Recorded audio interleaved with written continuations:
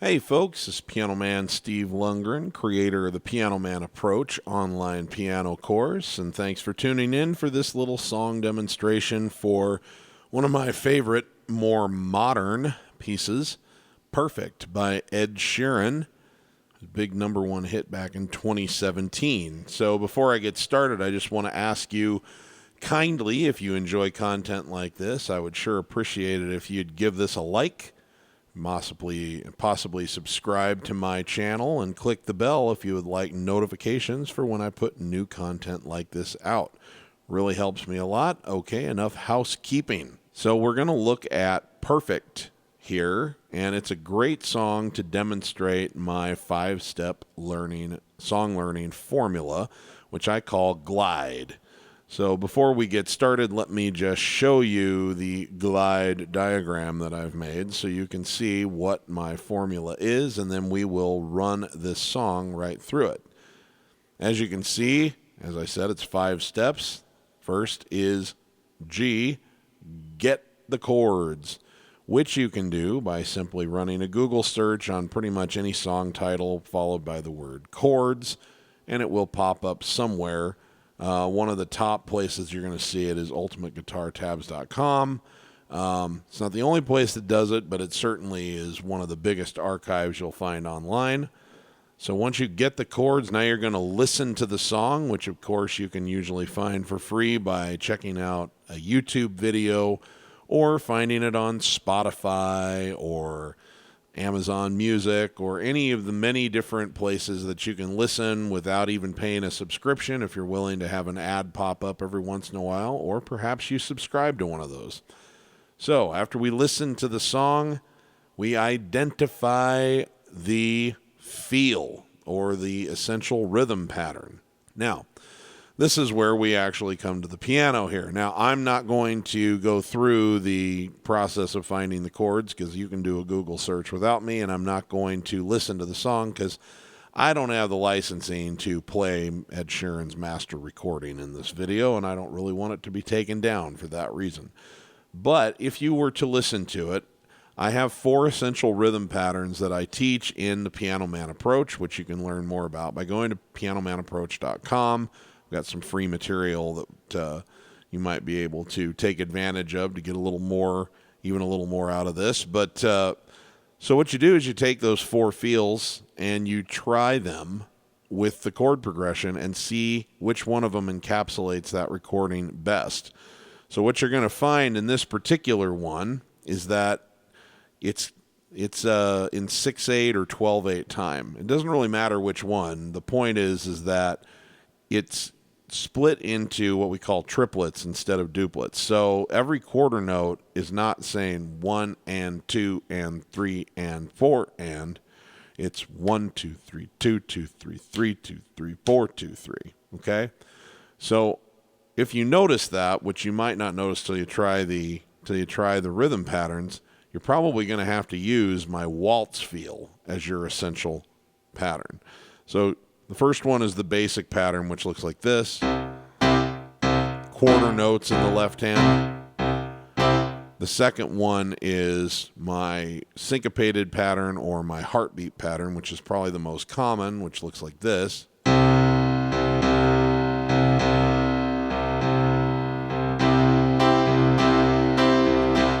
The third is the country pattern. And the fourth is the waltz pattern, and it's the only one that is specifically designed for things that you feel in 3 instead of 2. So that looks like this. 1 2 3 1 2 3 1 2 3 1 2 3. So since this is 1 2 3 2 2 3 3 2 3 4 2 3, we're going to use the waltz pattern, and we're going to work through that chord progression. Turns out it's in the key of A flat. And so the first thing that you're going to play is an A flat chord. And we just try the chord progression out on it.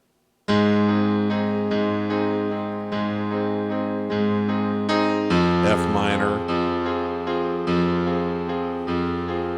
D flat, E flat.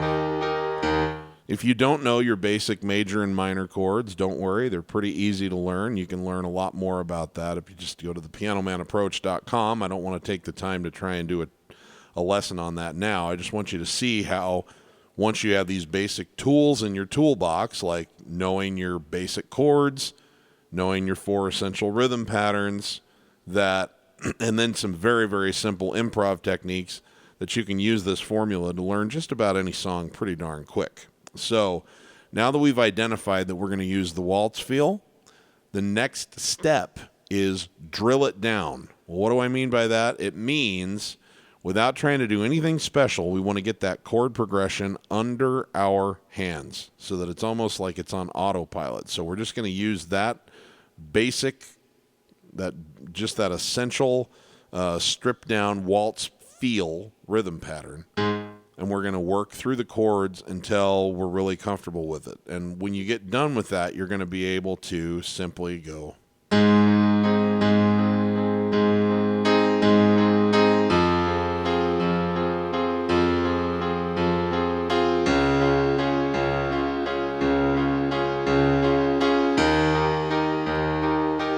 were just kids when we fell in love. Da, no, da.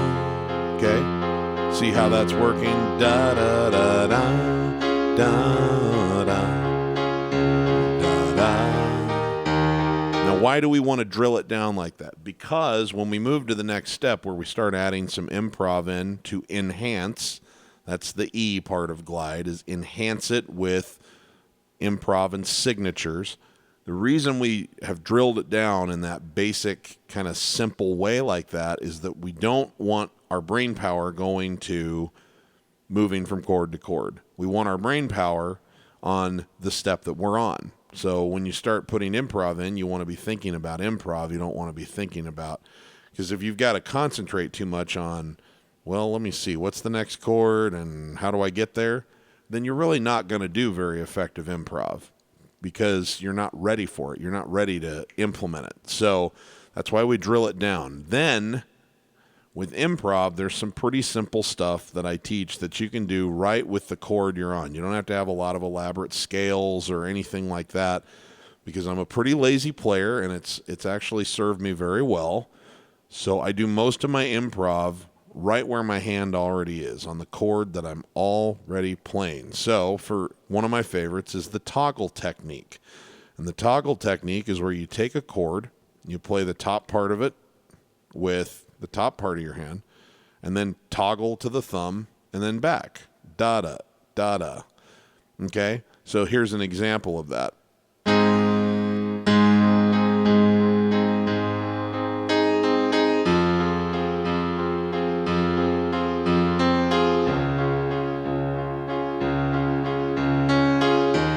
Doesn't matter if it's down or toggling from the thumb back up, or both, da-da-da. It could be.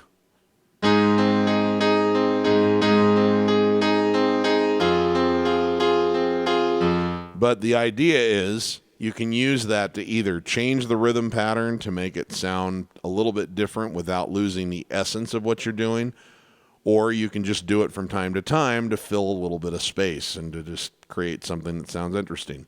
Another one of my favorites is arpeggiating. What does that mean? So instead of playing the chord all in one block, you simply play the individual notes of the chord, usually in a descending or ascending way like this. The notes of an A-flat chord are A-flat, C, and E-flat, right? And you can play it here, here, or here. Doesn't really matter. Those are called inversions, but as long as you're playing those three notes, you're playing an A-flat chord. So if I'm here, arpeggiating might look like this.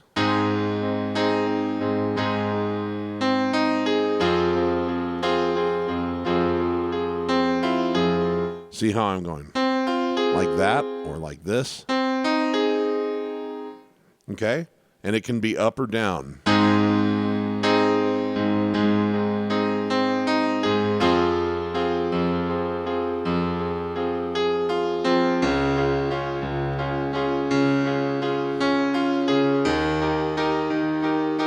And then you can start putting toggles and arpeggios together in just randomly with whatever kind of comes to you in the moment.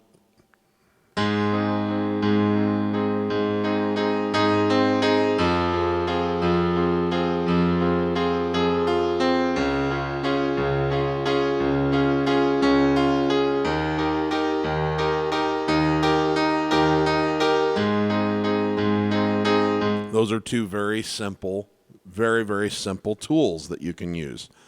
Now, the next thing that we're going to do for enhancing is there a way to tweak the rhythm pattern so that we preserve the essence? Because the purpose of these rhythm patterns these essential rhythm patterns is that we're trying to replicate the groove that we feel from the recording. So we're not just trying to copy the piano player, like in this case, there probably wasn't a piano player. What we want to do is we're trying to replicate the sound of the band, okay? Because you can always do that, and that's what the rhythm patterns are for. They replicate the band. So one of my favorite things to do with something that's felt in like 6/8 or 12/8 time, because here's the difference. If this were in 3/4 time, you could still use the waltz pattern. 1, 2, 3, 1, 2, 3, 1, 2, 3, right? In 6/8 time, the way it's actually felt is 1, 2, 3, 4, or 1, 2, 1, 2, right? So you're hearing the 1, 2, 3, 1, 2, 3, but you're kind of feeling it in these counts. 1, 2, 3, 4, 1, 2. So one of my favorite things to do is to use the left hand to sort of establish that. 1, 3, 4, 5, 6, 1, 2, 3, 4, 5, 6, 1, 2, 3, 4, 6, 1, 2, 6, 1, 2, 6, 1, 2, 3, 4, 5, 6, 1. So see how that's going? 1, 2, 3, 2, 2, 3, 1, 2, 2, da. By doing that, you're still keeping the feel going, and then with your right hand, you might you might just come down on all three. 1, 2, 3, 1, 2, 3, 1, 2, 3, 1, 2, 3, which is interesting because that's kind of what the song sounds like, and it sounds like an old 50s song. You could do the chord progression and that are in the song, and then put like, oh, don't know, oh, don't know. You know, I mean, that's kind of the kind of song we're dealing with here. So you might do.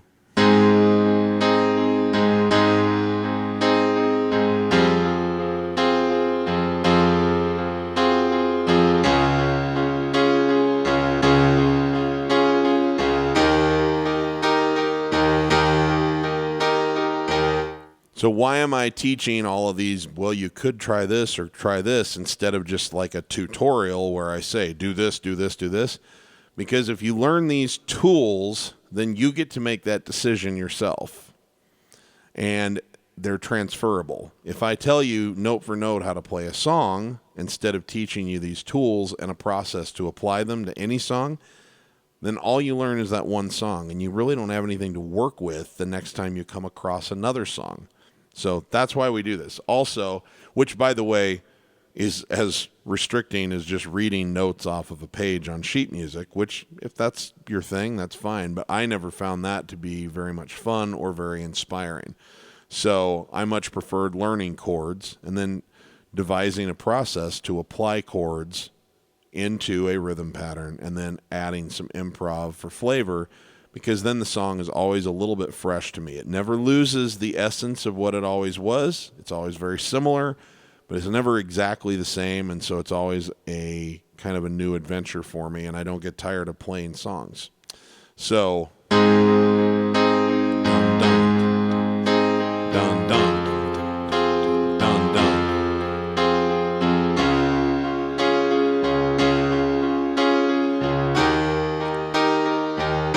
Yeah, I like the groove we've got going here. And now the idea is, can we add some of those improv things in to this modification we've made to the rhythm pattern? arpeggio. Toggle there.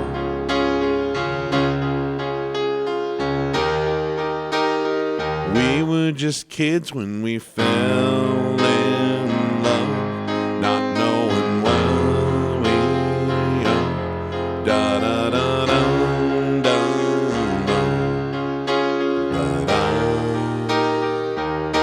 Okay, so now all of a sudden we've got a pretty good sounding little situation here. And the great thing is that if you practice these essential rhythm pattern feels and then just a few simple modifications that you can make to all four of them, you've got those sitting in the can waiting for you, and you come across a song like this, and because you already know how to use that rhythm pattern, and because you're comfortable reading the chord symbols, you know what to do when you see A flat major, well, guess what? You can learn this song in 5 minutes. It's fantastic. Almost in the time it takes to listen to it, you've got this already happening. Da,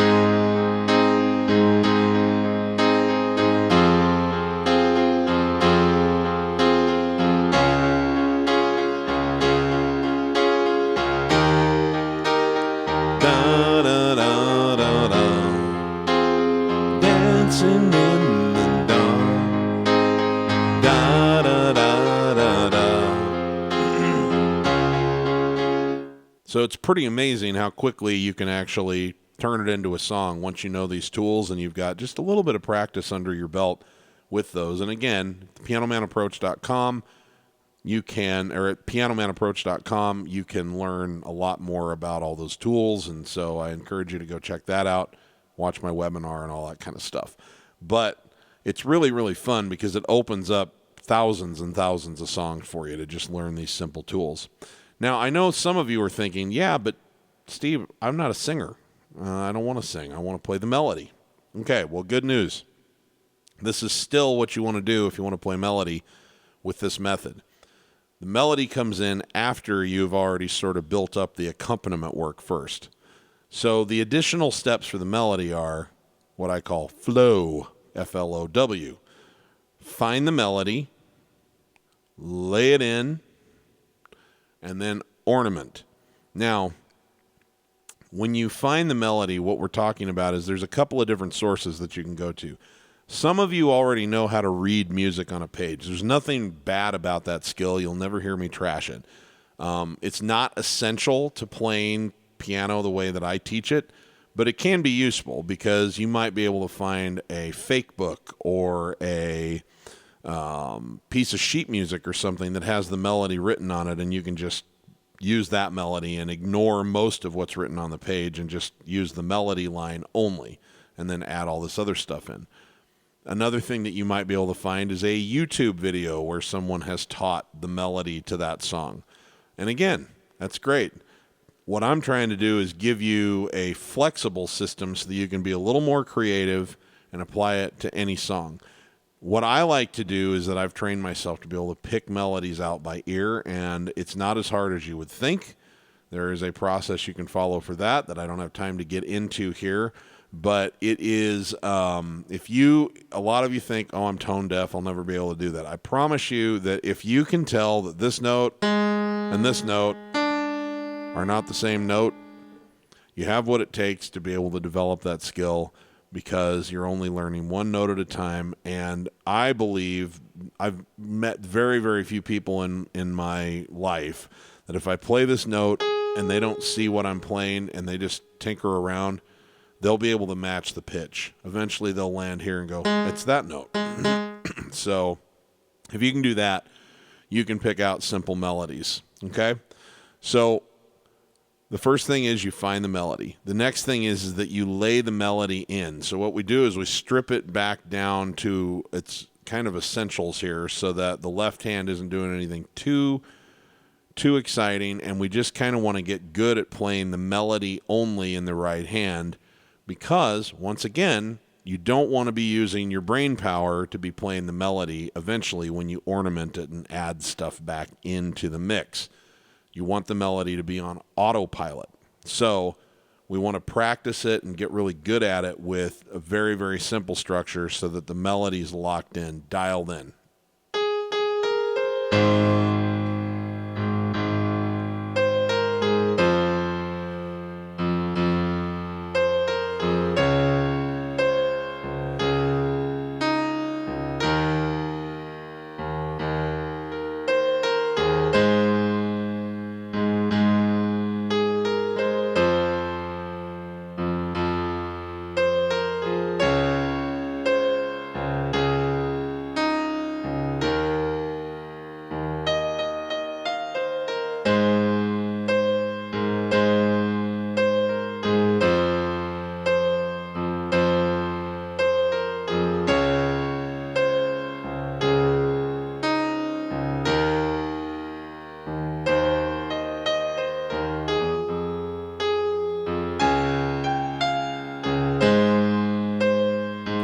Okay, so that gives you an idea. You work through that and you kind of get comfortable with the melody so that you're not having to think too hard about it. Now, what you can do is you can start adding little elements in. That's the ornament part of this, of the flow process. So one of the things I like to start with is, can I just play the chord and just let it kind of sustain, okay? So we know it starts on an A flat chord.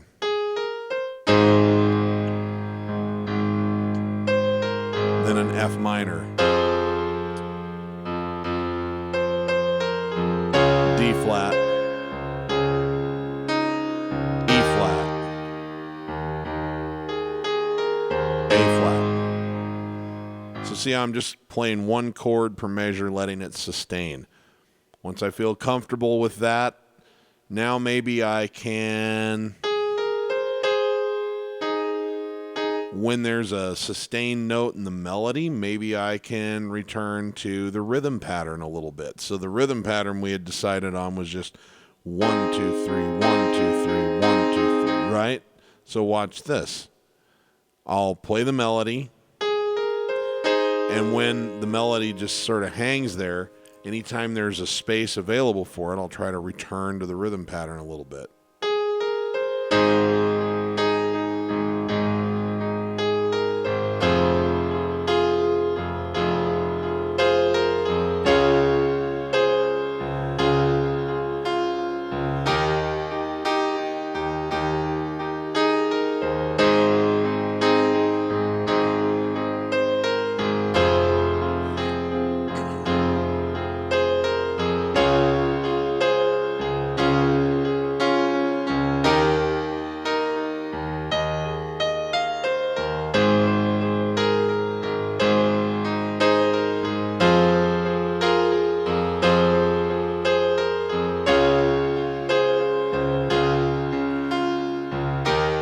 Okay, so now can we take another layer? Can we add some of those simple improv things in, like some toggles and some arpeggios in some of that empty space as well?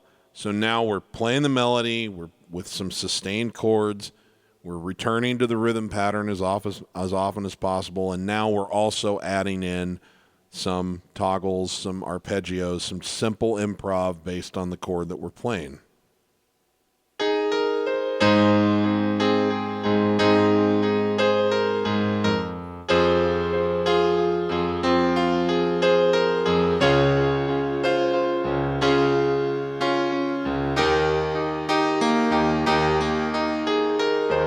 See how I threw a little toggle there?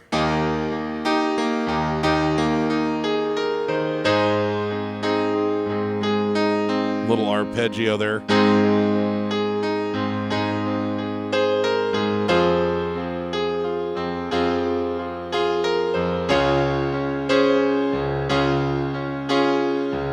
Now, is that a little bit more advanced application? Yes, but the nice thing is, what I like about this process is, at every step along the way, once you get the chord progression and an essential rhythm pattern, you now have a competent rendering of the song. And then with every layer that you master and add to it, it gets cooler and cooler and cooler. but you're not just sort of stuck. With sheet music, the issue I've always had is you're either able to play it or you're not. You're either doing it perfectly or it sounds awful. There's really no in between. But with this, once you know the tools, like I say, you know the tools, not the song. The song is just a way to apply the tools. So you get in here, you know your basic chords, and you know your essential rhythm patterns, and this sounds pretty cool.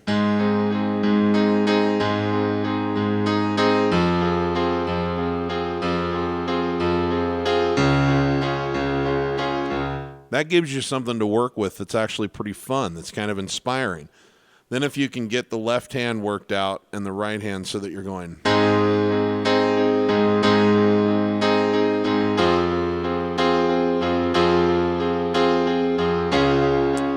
which I give tips for in my course, Hand Independence. I try to do hand independence for these things. But again, that's really cool. It sounds great. Like this is already starting to sound kind of like the recording.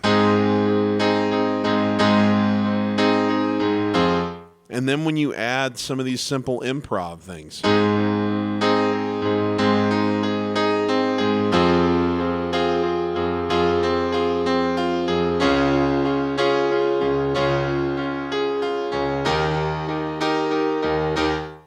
And then when you add the melody in, it's not the most exciting thing in the world, but it doesn't sound terrible to just be going...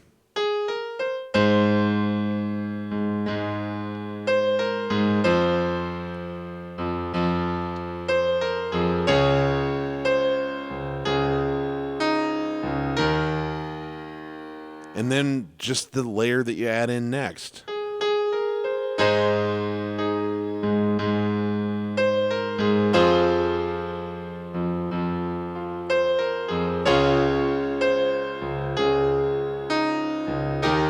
And then when you try and return to the rhythm pattern, each layer you add just gets more and more and more fun and more interesting and more cool. So the song always has somewhere to go because you're going to learn more and more ways to improvise and ornament. You're always going to be picking up new things. You could be picking it up from me, but you could be picking it up from any teacher or any player that you observe. And what happens is that the more advanced you get over the years, the more ready you are to notice certain things and copy them. And so the song continues to have a life forever, whereas with sheet music, there is however much life they put into the arrangement. And that's it. That was never enough for me. So I really love this process, and I really love the tools that you employ in this process. It's given me endless amounts of joy and satisfaction, whether you want to play the melody or you want to sing, and by the way, don't be afraid to just play the accompaniment even if you don't sing, because it's beautiful piano music. I've played many a cocktail hours in my life where I just sat down with songs like this in the corner and went...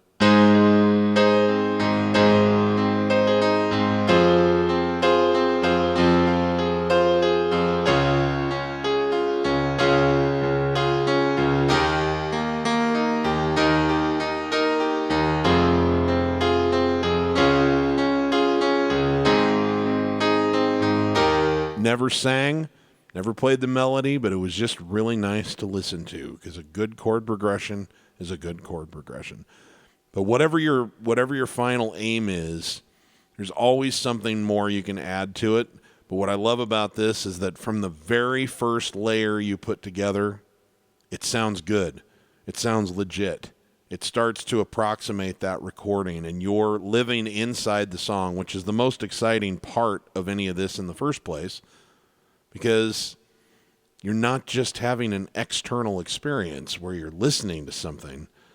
You're inside it now. The song is emanating from you, and that is, to me, the ultimate way to experience music. As much as I love to listen to it, and I am an avid music listener, nothing beats getting inside that song like that. And it's a very personal, very intimate experience that anyone can have. They just need a few tools, a little bit of instruction, and a little bit of practice. And in this case, the practice is fun, and you get to apply it to things that mean something to you.